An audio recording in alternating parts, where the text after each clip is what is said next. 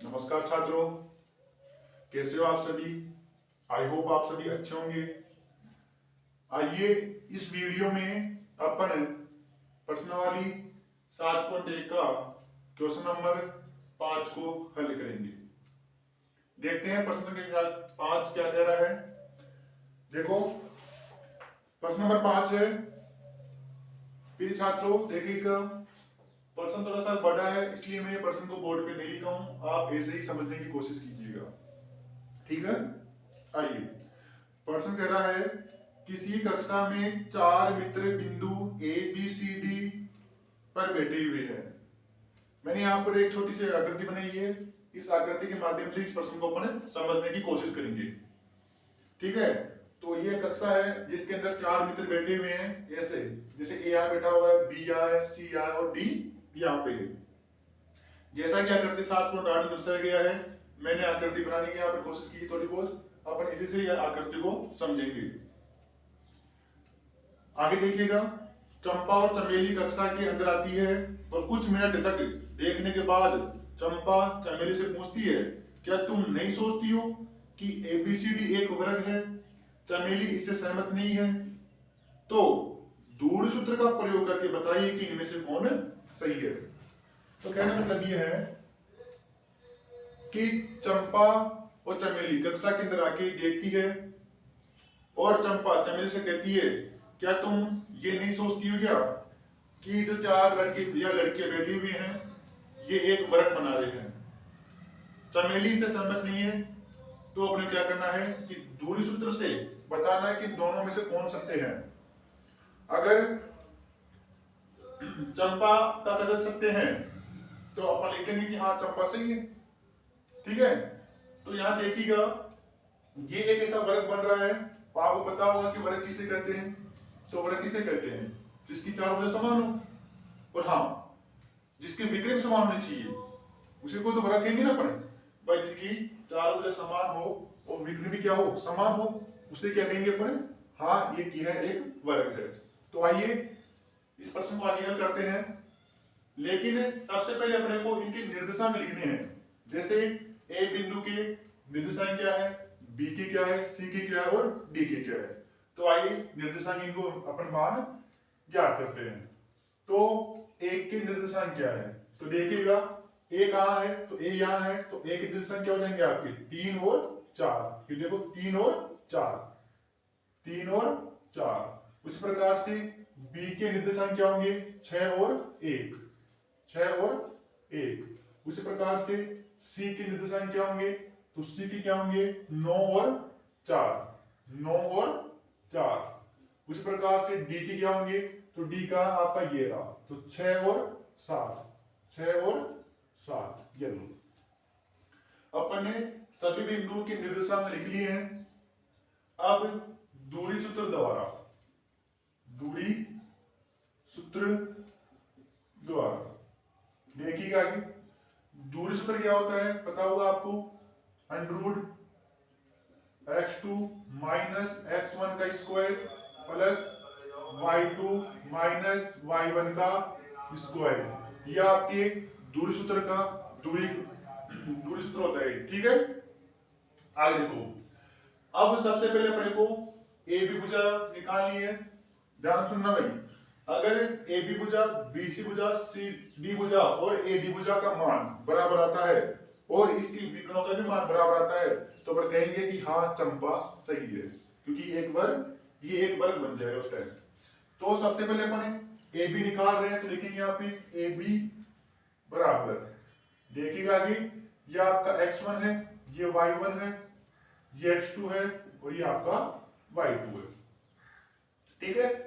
x2 आपका 6 है तो 6 लिखना, माइनस x1 3 है तो 3 लिखना, स्क्वायर लगा देना, प्लस y2 1 है, माइनस y1 4 है तो 4 का स्क्वायर, ठीक है। चलिए आगे, 6 में से 3 गए तो कितने बचेंगे आपके 3, 3 का स्क्वायर, प्लस 1 में से 4 गए तो कितने बचेंगे आपके -3 का स्क्वायर। फिर आगे देखिएगा 3 का स्क्वायर 9 होता है, प्लस -3 का स्क्वायर भी 9 ही होता है। तो 9 और 9 कितने हो गए 18, मतलब कि ए बी का मान कितना आ गया आपका √18। ठीक है, उसी प्रकार से यहां निकालेंगे बीसी का मान। तो बीसी बराबर, अब आपका ये x1 हो जाएगा, ये y1 हो जाएगा, ये x2 हो जाएगा और ये आपका y2 हो जाएगा। x2 कितना है 9 है तो 9 लिखना, माइनस x1 कितना है 6 है तो 6 लिखना, इसका हो जाएगा स्क्वायर, प्लस फिर देखिएगा y2 4 है, माइनस y1 1 है, 1 हो जाएगा स्क्वायर।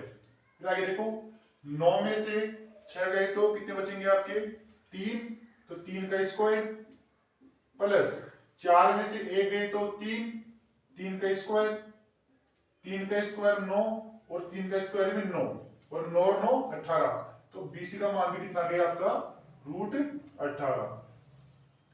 तो अपन ने ए बी और बीसी की भुजा निकाल ली, जो क्या है आपके √18 है। उसी प्रकार से अब सी डी निकालेंगे। क्या निकालेंगे सी डी।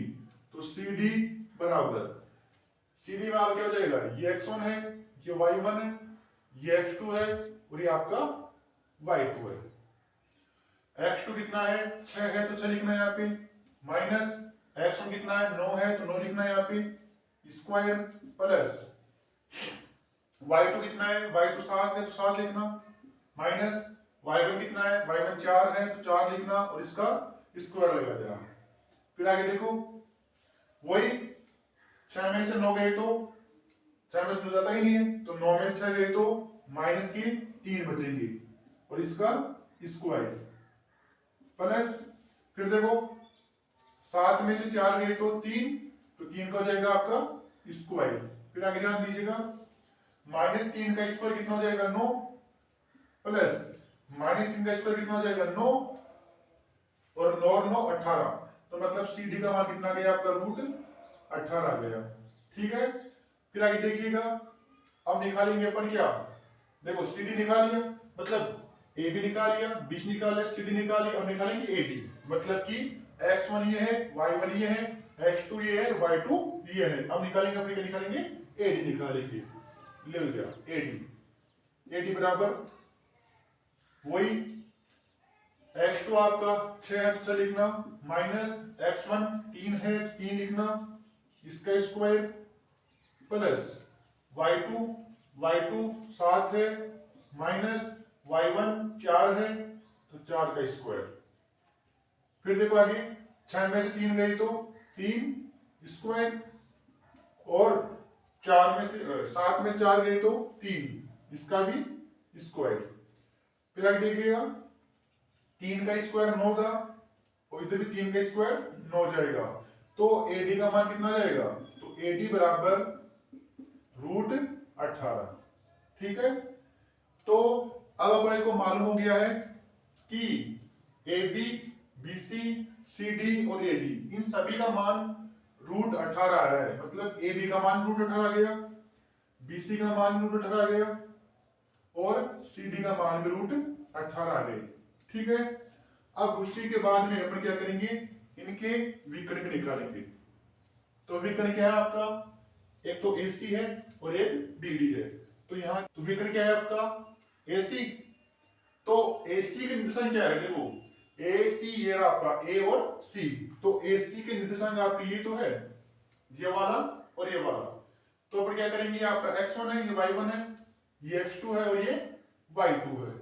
तो देखो AC निकाल रहे हैं तो आपका x2 क्या है, x2 9 है, माइनस x1 क्या है, x1 क्या आपका 3 है तो 3 लिखना है यहाँ पे स्क्वायर, प्लस y2 क्या है, तो y2 4 है, माइनस y1 क्या है, तो y1 आपका 4 है। ठीक है, आगे आइए, अब 9 में से 3 गए तो प्लस 4 में से 0 आएगा आपके। ठीक है, अब 6 का स्क्वायर कितना होगा 36 और 36 में 0 ऐड करेंगे तो आपका 36 ही आएगा। तो AC का मान कितना जाएगा √36 जाएगा। ठीक है। उसी प्रकार से एक विकर्ण और आपका कौन सा, बी और डी, मतलब कि बी का निर्देशांक ये लेंगे और डी के निर्देशांक ये लेंगे। तो देखिए बी डी बराबर वही x2 क्या आपका 6 है तो 6 लिखना, माइनस x1 आपका 6 है फिर से लिखना, इसका हो जाएगा स्क्वायर, प्लस फिर देखो y2 7 है तो 7 लिखना, माइनस y1 1 है तो 1 लिखना और इसका हो जाएगा स्क्वायर। 6 में से 6 गए तो 0 का स्क्वायर, प्लस 7 में से 1 गए तो 6 और 6 का स्क्वायर। तो आपका BD का मान क्या जाएगा, ध्यान दीजिएगा 0 का स्क्वायर 0 होता है और 6 का स्क्वायर 36 होता है, तो 36 में 0 जोड़ेंगे तो आपका 36 आएगा। तो BD का मान कितना आ गया, √36 आ गया। तो विकर्ण भी आपस में क्या आ रहे हैं, बराबर आ रहे हैं, ठीक है। तो AC का मान कितना आ गया आपका √36 और BD का मान भी कितना आ गया आपका √36। तो मैंने आपको शुरू में कहा था कि अगर चारों भुजाओं का मान बराबर आ जाए और विकर्ण भी बराबर आ जाए तो हाँ ये एक वर्ग है, और वर्ग है तो अपन कहेंगे कि चंपा बिल्कुल सत्य है, ठीक है। तो इस प्रश्न को आगे देखिएगा तो कैसे लिखेंगे, देखो सुनो, यहां पर देखो AB बराबर है किसके, CD के, सॉरी AB बराबर किसके, BC के, BC बराबर है CD के, CD बराबर है AD की, या फिर D है AD DA की बात कोई दिक्कत नहीं ना, ठीक है। तथा AC बराबर है किसके, BD के, तो इसमें अपन कहेंगे तो चंपा सत्य है, ठीक है। इस प्रकार इस प्रश्न का हल समाप्त होता है। तो कैसा लगा आपको वीडियो, अगर आपको ये वीडियो अच्छा लगा है तो आप इस वीडियो को अपने दोस्तों के साथ भी शेयर कीजिएगा, ठीक है। धन्यवाद।